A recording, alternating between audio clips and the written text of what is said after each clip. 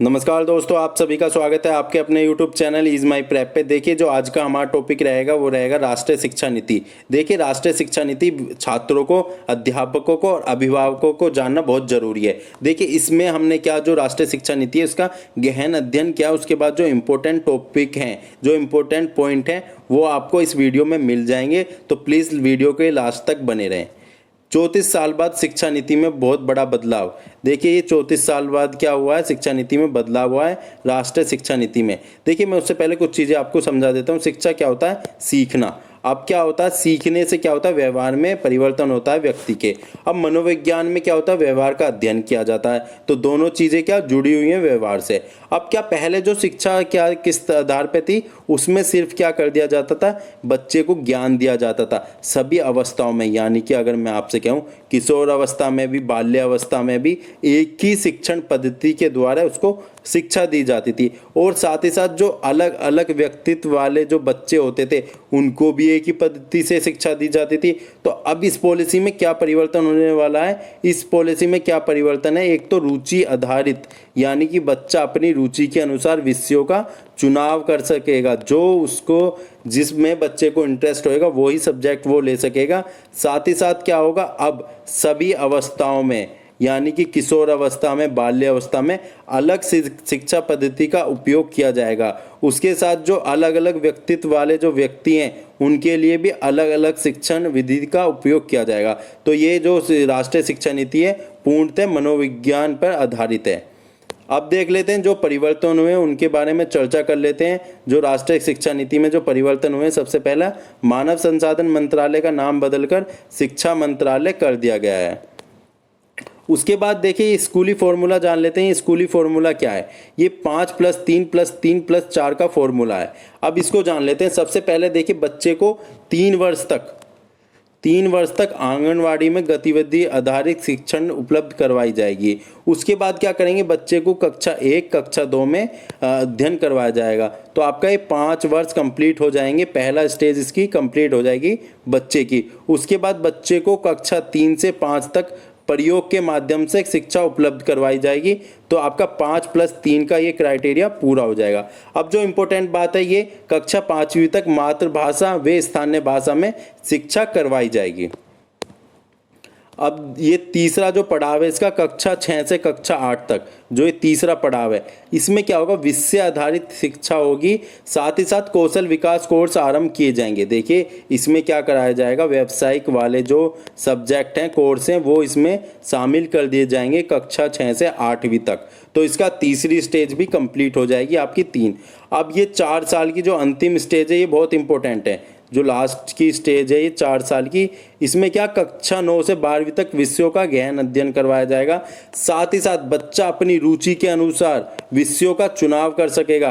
पहले क्या होता था, कॉमर्स, साइंस, आर्ट, ये 3 स्ट्रीम हुआ करती थी। इसमें क्या उसी के सब्जेक्ट लेने पड़ते थे जो स्ट्रीम लेता था। अब क्या होएगा, बच्चा अगर बायो पढ़ रहा है, उसके साथ अगर उसको पॉलिटिकल या हिस्ट्री पढ़नी है तो वो उन विषयों का भी चुनाव कर सकेगा अपने कोर्स में। तो ये बहुत बड़ी पहल हुई है राष्ट्रीय शिक्षा नीति में। बच्चा अपनी रुचि के अनुसार विषयों का चुनाव कर सकेगा। अब कक्षा 12वीं के बाद बोर्ड की परीक्षा सेमेस्टर या वार्षिक होएगी।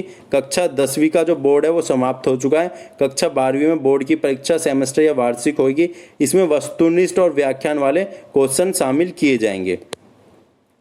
मिड डे मील के लिए देख लेते हैं। मिड डे मील स्कीम, मध्याह्न भोजन योजना, इसमें क्या होता है, दोपहर का भोजन उपलब्ध करवाया जाता है बच्चों को।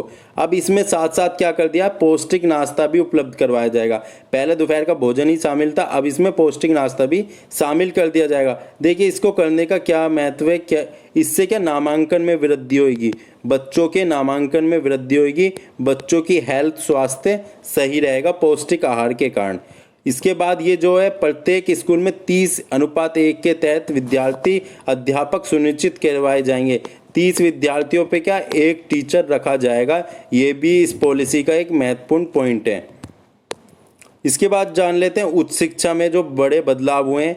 यूजीसी, एटीसी, इन सबको मिलाकर एक कर दिया गया है। सभी यूनिवर्सिटी में एक ही प्रकार का सिलेबस होगा। सभी यूनिवर्सिटी कॉलेज के लिए एक ही कॉमन एग्जाम होएगा। क्या होएगा कि अगर बच्चे को लखनऊ यूनिवर्सिटी में पढ़ रहा है, ड्यू में पढ़ रहा है, तो सभी जगह एक ही सिलेबस देखने को मिलेगा। ये इसकी इंपॉर्टेंट बात है पॉलिसी की। सबसे इंपॉर्टेंट बात जो है इसको जान लेते हैं। 4 ईयर के प्रोग्राम कोर्स में प्रथम ईयर पर सर्टिफिकेट मिलेगा। अगर एक छात्र बीटेक में एडमिशन लेता है, वो अपना 1 साल कंप्लीट कर लेता है, किसी कारणवश अपनी जो पढ़ाई छोड़ देता है, तो उसको 1 साल के लिए सर्टिफिकेट मिल जाएगा 1 साल के कोर्स का। अगर वो 2 साल कंप्लीट कर लेता है तो उसके लिए उसको डिप्लोमा मिल जाएगा।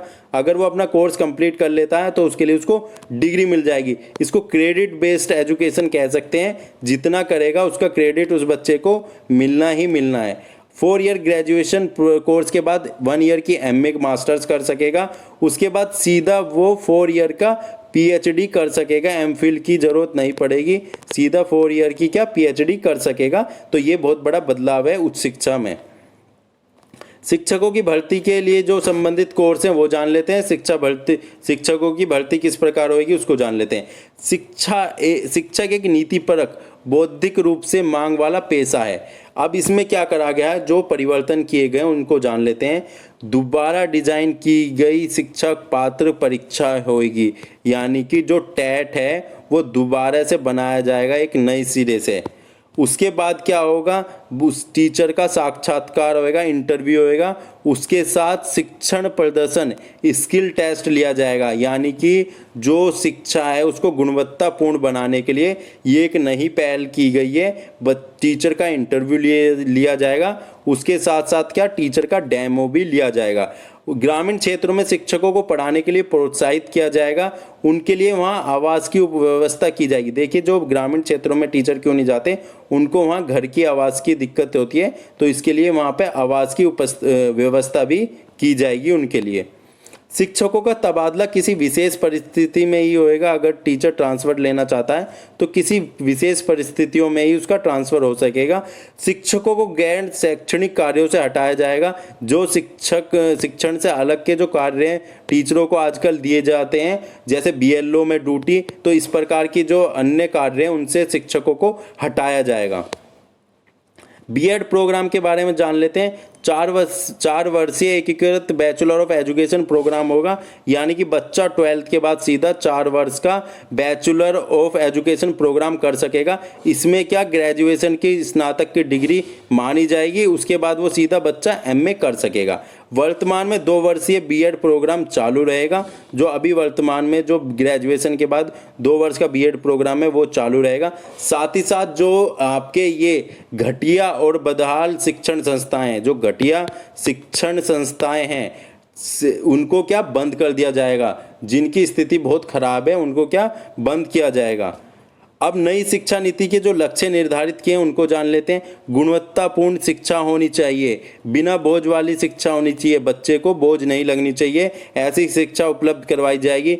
बच्चों की रुचि आधारित शिक्षा होगी, गतिविधि आधारित शिक्षा होगी, करके सीखने वाली शिक्षा उपलब्ध करवाई जाएगी। रोजगार वाली शिक्षा उपलब्ध करवाई जाएगी, जिससे क्या बच्चों को रोजगार उपलब्ध हो सके। अब इसके साथ जो लक्ष्य हो रहे हैं उनको भी जान लेते हैं। 2030 तक प्री प्राइमरी से उच्च माध्यमिक तक 100% व उच्च शिक्षा में 50% नामांकन हासिल करना है, यानी कि प्राइमरी और उच्च माध्यमिक तक कितना 100% और उच्च शिक्षा में 50% नामांकन हासिल करना है। 2030 तक 3 से 18 वर्ष के छात्रों को गुणवत्तापूर्ण निःशुल्क व अनिवार्य शिक्षा उपलब्ध करवाई जाएगी, यानी कि जो 2030 तक उनको गुणवत्तापूर्ण निःशुल्क व अनिवार्य शिक्षा उपलब्ध करवाने का लक्ष्य रखा गया है। इन लक्ष्यों को पूरा करने के लिए गवर्नमेंट अपना 6% जीडीपी का 6% शिक्षा के क्षेत्र में स्कूलों की स्थिति अच्छी करने के लिए खर्च करेगी। कितना? 6% जीडीपी इस पर खर्च करेगी। अब इसके बाद एक जान लेते हैं शिक्षा का महत्व। शिक्षा एक ऐसा साधन है, माध्यम है, जिसके द्वारा आर्थिक, सामाजिक, राजनीतिक परिवर्तन लाए जा सकते हैं। देखिए, अगर शिक्षित होएगा हमारा समाज, उससे आर्थिक परिवर्तन लाए जा सकते हैं, सामाजिक परिवर्तन लाए जा सकते हैं। और आपका ये इस तरह के तीनों जो महत्वपूर्ण परिवर्तन हैं, आर्थिक, सामाजिक और राजनीतिक परिवर्तन, शिक्षा के द्वारा लाए जा सकते हैं। देखिए, हमने आपको जो राष्ट्रीय शिक्षा नीति है, इसकी जो इम्पोर्टेंट बातें हैं वो सारी करा दी हैं। अगर इसके बाद भी आपको कोई भी दिक्कत लग रही है तो प्लीज़ हमें कमेंट करके बता सकते हैं। हमारे चैनल से जुड़िए, हम इस तरह की जो इम्पोर्टेंट वीडियो होती हैं आपके लिए लाते हैं ईजी वे में। तो दोस्तों आज के लिए सिर्फ इतना ही, मिलते हैं अपनी नेक्स्ट वीडियो के साथ। Thank you for watching.